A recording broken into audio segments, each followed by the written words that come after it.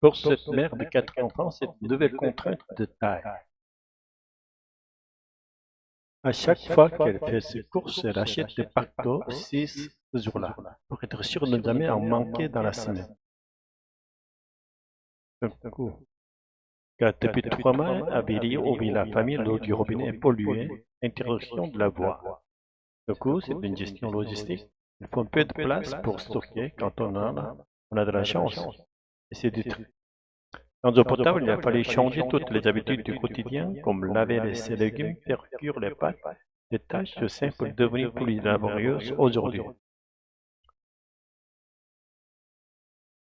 C'est un peu absurde de ne pas pouvoir ouvrir son robinet et remplir sa casserole d'eau pour faire des pâtes. Pour la santé de mes enfants, je préfère utiliser de l'eau en bouteille.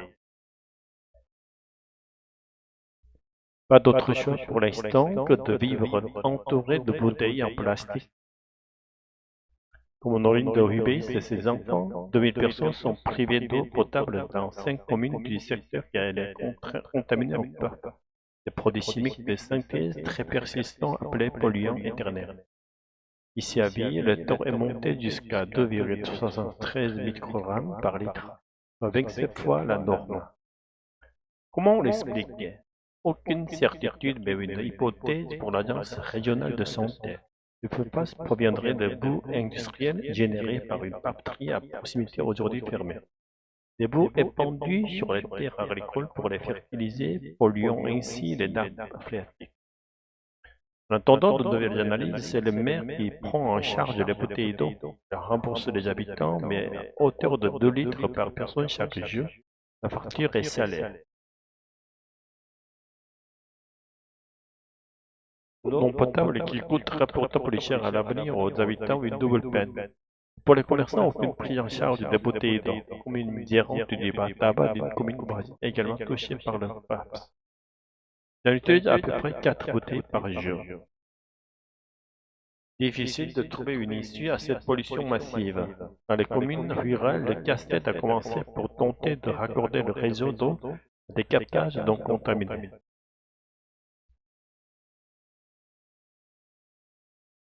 Les habitants devront s'armer de patience, le retour à la normale n'est pas prévu avant au moins plusieurs mois. Derrière ce verre d'eau se cache beaucoup de technologie, qui rendre l'eau potable coûte cher, de plus en plus cher.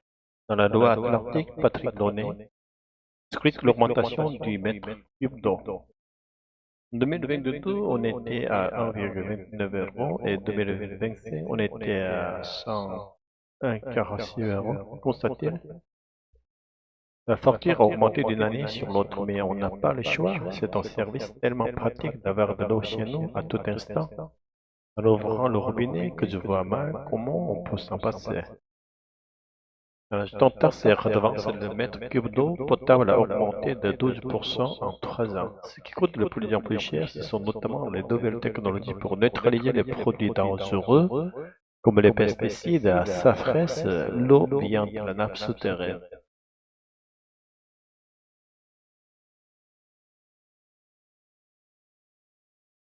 Il faut plusieurs étapes de filtration pour la rendre potable. Dernier investissement, 3 nouvelles cuves ultra modernes. Sur 2 mètres de hauteur, les petits grains de charbon, l'eau va mettre 10 minutes à traverser la couche. Au bout, quasiment plus de pesticides, et il a fallu y mettre le prix. La seule standardité, c'est 550 euros. Le renouvellement de 3 filtres, ça coûte à peu près entre 80 et 100 000 euros à chaque renouvellement.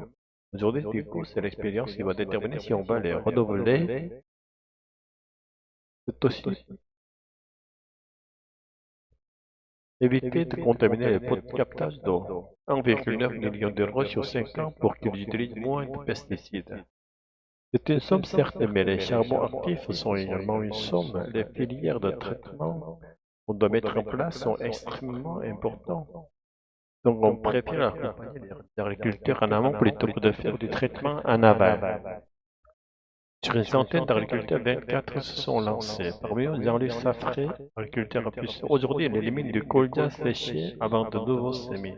Il perçoit 20 000 euros par an pour ses efforts. Je pourrais venir avec un pulvérisateur avec un herbicide qui s'appelle le glyphosate, mais on fait le choix de le faire mécaniquement, ça nous coûte plus cher.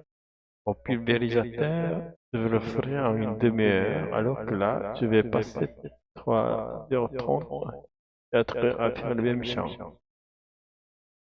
Sur cette zone, il y a 30% de vos chimie en moins. Les produits bio touchent également de l'art. Bientôt, vous n'utilisez ni herbicides ni insecticides. Dans ce soutien financier s'est élevé de vache sur une limousine, avoue qu'il aurait du mal à s'en sortir.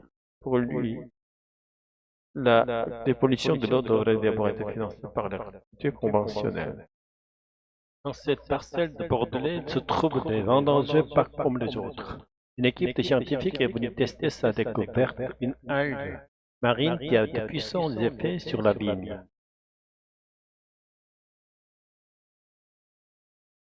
Cette algue naturelle serait aussi efficace que les pesticides chimiques contre le mildiou, le champignon qui s'attaque à la vigne. À quelques mètres, on n'a reçu aucun traitement pour l'expérience. Les grappes sont ravagées par le mildiou. C'est une start-up français qui a découvert les vertus de cette algue marine microalgue que nous avons identifiée dans l'océan Atlantique. C'est un pesticide naturel qui va avoir les mêmes propriétés contre le mildiou que les pesticides chimiques qui sont utilisés aujourd'hui en viticulture.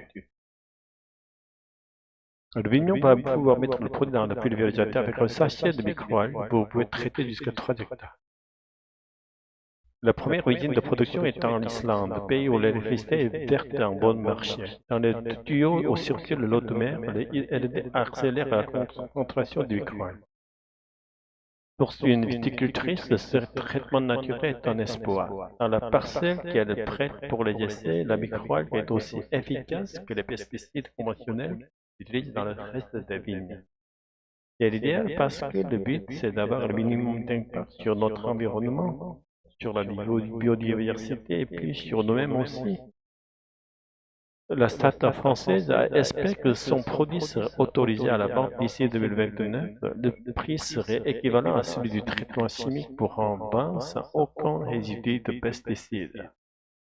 Un coup de force d'être imposé parmi les étoiles du cinéma avec un film muet.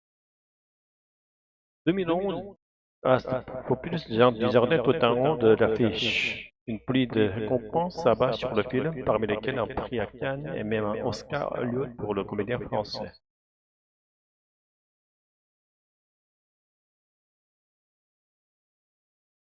Et tout commence sur le petit écran avec un gars, une fille et des blagues de couple.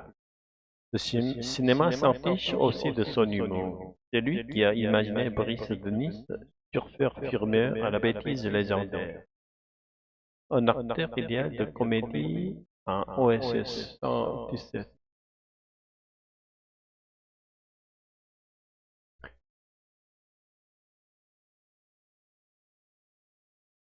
Espion mi-profond, un alias magique.